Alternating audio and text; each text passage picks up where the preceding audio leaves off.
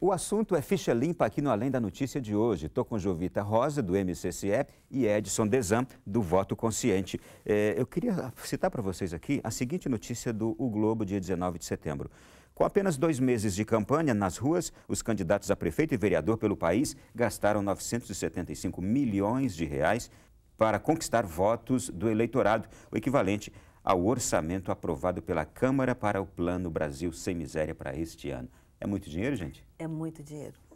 É muito dinheiro e, principalmente, sabendo que esse dinheiro, ele está vindo de um financiamento privado de campanha, né? E como o Edson falou, e o que eu concordo plenamente, há um investimento em campanhas políticas, né? E a gente tem que trabalhar esse assunto bem direitinho para ele reverter em benefício para toda uma comunidade.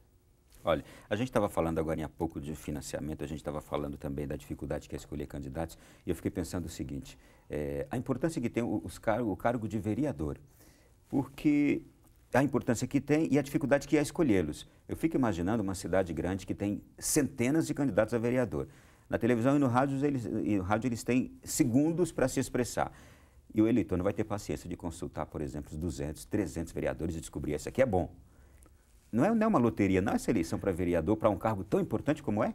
Sim, eu costumo dizer que a eleição para os cargos proporcionais, né, que são para os cargos eletivos do Legislativo, vereador, deputado federal, são verdadeiras eleições invisíveis.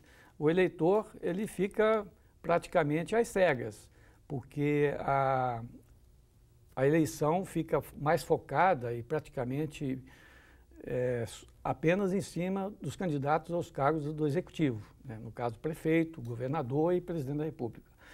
Agora, as pessoas, nessa eleição de 2012, têm que tomar consciência do seguinte, para que haja uma ótima administração municipal, para que o prefeito possa trabalhar bem, há necessidade de que também a Câmara de Vereadores seja composta por vereadores que tenham propostas viáveis e não propostas mirabolantes, né? Há essa dificuldade, evidentemente, de se eleger vereador pela quantidade. Você falou em centenas, na verdade são milhares. Uma cidade como São Paulo, por exemplo, onde existem mais de 90 vagas para candidato a vereador, lá são milhares de candidatos, porque cada partido pode colocar dezenas de candidatos. Então o eleitor fica praticamente às cegas. Em quem ele vai votar? A pesquisa seria uma pesquisa muito demorada. Nós, do Voto Consciente, defendemos a aprovação do voto distrital, porque aí haveria uma aproximação entre o eleitor e o candidato, porque o eleitor iria apenas examinar os candidatos do seu distrito, que seria um número bem menor. Distrito é o quê? Equivalente a bairro? Exatamente. Por exemplo, a cidade de São Paulo seria dividida em vários bairros, que seriam os distritos. Então, o vereador, cada partido só poderia colocar um candidato a vereador naquele distrito. Então, os moradores daquele distrito, daquele bairro, teriam um número menor de candidatos para poder fazer essa seleção. O voto distrital ele é aplicado nos Estados Unidos? Em vários países, né? Na Europa, existem vários países da Europa, de primeiro mundo, que adotam o sistema. Às vezes o voto distrital puro, o voto distrital misto, que é uma das propostas que existe correndo no nosso Congresso Nacional, de se fazer uma coisa mista, no primeiro momento, de alguns vereadores seriam eleitos como é hoje, pelo voto proporcional, e outra parte seria dividido nos distritos. É uma maneira de começar a avançar, no meu modo de ver. Só para a gente alargar o pensamento sobre tudo isso, existe também, Jovita, um outro movimento a favor do voto em lista, que é também um pensamento positivo a respeito da mudança, não é? Isso. O que seria o voto em lista? Olha só, inclusive o MCC, ele defende esse voto porque a gente precisa da democratização dos partidos. Os partidos políticos hoje têm dono e os filiados, eles são deixados de lado. Então, para que um partido tem milhões, milhares de filiados, se na hora de escolher o candidato, eles não participam, né? Então, quem decide quem vai ser candidato ou não, 2 ou 3 pessoas. Isso não é democracia. Nós precisamos da democracia nos partidos políticos. Hoje a gente não vê ideologia nos partidos políticos. Para eu me filiar a algum partido, eu não tenho um partido que condiz com o que eu penso, entendeu? Tem, assim, fictícios, mas na prática eles não agem dessa forma. Então a gente precisa envolver mais ainda os filiados dos partidos para que esses, sim, definam quem serão os candidatos, quem serão os representantes do seu partido e exigir democracia partidária, porque a gente não vê, a gente vê a maior ditadura dentro dos partidos políticos. E isso faz mal para a democracia, isso faz mal para o nosso processo eleitoral. Bom, e isso espera-se com uma reforma política que, segundo uma linha de pensamento muito grande, somente com mobilização popular também. E a Jovita está rezando para que nas próximas eleições a gente tenha um Congresso renovado e isso aconteça. Bem, gente, agora eu quero pedir a vocês dicas de encontrar bons candidatos. Por quê? Saúde, educação, segurança é o que o nosso povo mais precisa. E é o que muita gente usa no seu, vou usar o termo chulo blá blá blá, para fazer campanha. Mas como descobrir se esses candidatos são de fato os melhores? Que dicas o voto consciente dá, o MCC dá, para se encontrar o bom candidato? Bom, nós temos duas situações. O do candidato que já é político, que exerce algum mandato, e aquele que está pela primeira vez pleiteando uma candidatura. No caso do político que já exerce o seu mandato, é exatamente acompanhando, ver o que ele fez durante o mandato dele que ele está querendo renovar. Pesquisar hoje os sites das câmaras de vereadores, das câmaras de deputados, enfim, eles disponibilizam todas essas informações.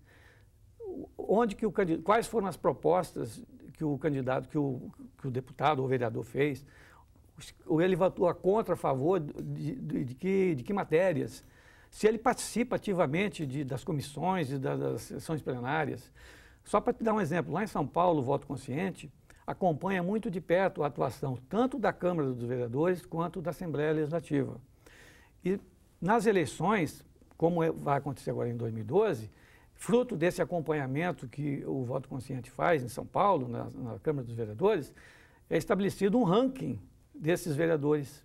Ou seja, é feita uma pontuação exatamente utilizando vários critérios, como, por exemplo, comparecimento nas sessões, as matérias que foram aprovadas, a qualidade das matérias que foram aprovadas por ele apresentadas, e é dado pontuação. Então, existe um ranking. Ali, o eleitor, ele pode, no caso do eleitor de São Paulo, já tem um trabalho pronto, vamos dizer, para ver com relação a esses atuais vereadores que estão se lançando à candidatura. A gente poderia dizer assim para o eleitor: politize-se, manifeste interesse pela política. Isso. Consulte, converse nas ruas, converse dentro de casa. Lembrem um pouquinho como é que foi o mandato desse que está aí agora, que está querendo se reeleger, ou converse um pouco sobre a vida daquele pretenso candidato a tal vaga. Exatamente. E o que o Edson falou, isso é controle social. O que o pessoal do Voto Consciente faz e realiza em São Paulo é o controle social. E a gente não pode deixar isso para outra pessoa. Nós temos que assumir a nossa parte, né? Porque vai depender a clareza de tudo que eles fizeram. Vai depender da continuidade deles ou não. E a gente tem tido carência de uma oposição responsável em todos os âmbitos, né? Tanto nas prefeituras, como nos estados, como no Poder Federal. E a gente não tem, em Brasília nós não temos uma oposição responsável. A gente vê alguém se coloca como oposição, mas assim, para puxar o tapete, né? Para construir dossiês. E a gente não precisa disso. A gente precisa de uma oposição que acompanhe a vida de todo mundo. E nós, eleitores, a gente tem que olhar a nossa parte, né? Às vezes eu vejo muitas pessoas, assim, não equivocadamente falando: olha, eu vou escolher o candidato que vai votar contra o aborto. Mas será que é só isso? Isso é um item, sabe? Às vezes a pessoa vota contra o aborto, mas desvia um monte de coisa. Então, eu comparo assim, nos 10 mandamentos, né? Está lá não matar, mas está lá também não roubar. Né? E tem que olhar a vida da pessoa como inteira, como ela é como pai, como é como mãe, como é ela como filho. Às vezes, nos municípios, a gente consegue ver isso, sabe? Um bom filho é um bom pai, é um bom marido, então vai ser também um bom político. Então, a gente tem que olhar tudo isso e votar com muita consciência, né? E pedir a Deus que nos dê luz para que a gente coloque a pessoa certa no lugar certo. Vocês têm algo? Pois não, pode falar. Eu gostaria de acrescentar nessa questão do eleitor, né? O Brasil tem caminhado a passos recentemente mais acelerados no que diz respeito à erradicação do analfabetismo. A gente precisa caminhar também, e a gente nisso está muito atrasado, com relação ao analfabetismo político. Ou seja, a consciência política nossa, nós estamos muito atrasados nesse ponto.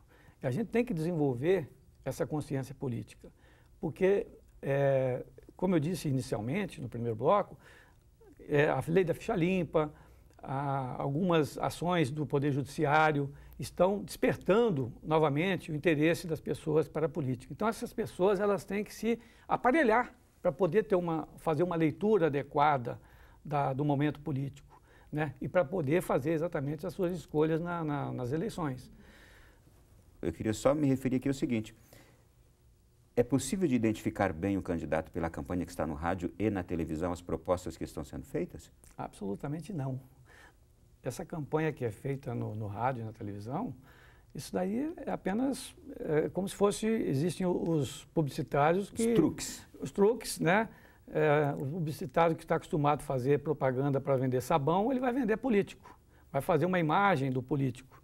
Mas aquilo que é dito ali, raramente corresponde àquela realidade daquilo que vai ser feito na prática. Então, as campanhas eleitorais de rádio e televisão, como são feitas, né? No caso de vereadores, então, é um absurdo. Como você disse, o vereador tem 5 segundos para falar alguma coisa, em 5 segundos não consegue falar nada, né? E o resultado disso acaba sendo que nós acaba se elegendo, né, figuras exóticas para a nossa política. Não vou citar nomes e nem é necessário. E a campanha desse ano também continua cheia dessas figuras exóticas, né? E eu acho, tocando nesse assunto de candidatos exóticos, a gente tem que alertar o eleitor que esse voto exótico tem consequência, porque essa pessoa vai ser eleita e vai exercer um mandato que ele outorgou para esse candidato. E ele, como eleitor, vai ser responsável por aquela bobagem que ele fez lá na eleição. Eu me lembro, os mais antigos certamente vão lembrar, quando ainda se fazia a votação no papel cédula, que existiu, por exemplo, em São Paulo, foi eleito o cacareco. O que era o cacareco? Era um hipopótamo do zoológico. No Rio, foi eleito o macaco Tião como vereador, então era um macaco.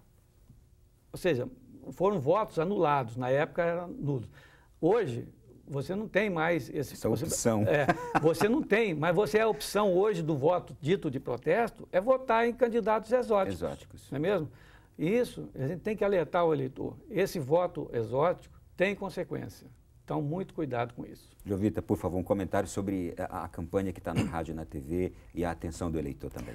Olha só, o eleitor, ele tem que saber agora, nesse momento, que o filtro... Agora é a vez, a bola está na área dele, que ele tem que chutar, né? Então, ele tem que analisar. Tem muita gente que faz proposta que ele não vai cumprir, né? Tem vereador que está querendo fazer proposta que quem vai cumprir é o prefeito, né? Então, que a gente saiba também o papel do vereador, né? Porque tem muitos candidatos, nem os próprios candidatos sabem o papel do vereador.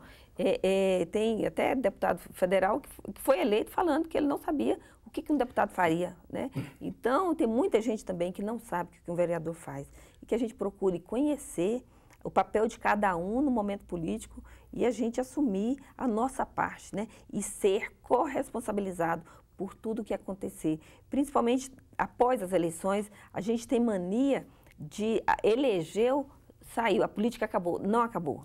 Aí começa. Aí é a hora do eleitor cobrar, é hora do eleitor fiscalizar, fazer esse controle social tão necessário e tão benéfico, né, para todo o Brasil. Quanto ao voto também nesses candidatos exóticos, exóticos, gente, desculpa, são esses esquisitos que aparecem por aí, são esses que a gente vê que não tem nenhum compromisso com a política, mas estão ali arriscando tudo e fazendo graça com a nossa cara de eleitor. Votar em candidato que faz graça, você acha também que sim ou não? Olha, eu acho que a gente tem que olhar se a pessoa que está fazendo graça, a vida pregressa dela, né? O que ela tem feito, porque às vezes ela é um machista, é uma coisa, mas que tem uma vida condizente, né? E que ela poderia, sim, fazer algo pela sociedade. E que a gente não descarte essa pessoa totalmente, mas que a gente olhe a vida pregressa dela, se ela merece ou não. Tudo bem. Eu agradeço aqui. Ronaldo, eu gostaria, encerrando minha participação, voltando a dizer com relação, dando uma chacoalhada no eleitor, como eu fiz na intervenção anterior, ler um texto curtinho, escrito já há mais de meio século por Bertolt Brecht. Você tem 30 segundos, por favor. Vai lá. Sim. O texto chama-se O Analfabeto Político. O pior analfabeto é o analfabeto político. Ele não ouve, não fala, nem participa dos acontecimentos políticos. Ele não sabe o custo de vida, o preço do feijão, do peixe, da farinha, do aluguel, do sapato e do remédio, depende das decisões políticas. O analfabeto político é tão burro que se orgulha e estufa o peito dizendo que odeia a política. Não sabe o imbecil que da sua ignorância política nasce a prostituta, o menor abandonado e o pior de todos os bandidos, que é o político vigarista, pilantra, corrupto e lacaio das empresas nacionais e multinacionais. Esse é um texto que foi escrito já há mais de 50 anos pelo poeta e dramaturgo Bertolt Brecht, mas continua muito atual. Obrigado, Edson Desan, do Movimento Voto Consciente. Obrigado, Jovita Rosa, do MCC, Movimento contra a Corrupção Eleitoral. Prazer tê-los aqui. Ok, estamos aí à disposição, qualquer coisa. Gente, o nosso Além da Notícia de hoje fica por aqui, mas na nossa página na internet, alemdanoticia.net, você encontra um conteúdo exclusivo sobre todo o assunto que nós conversamos aqui nesta noite. Até quinta que vem, às 10h30 da noite, com um novo programa. Boa noite.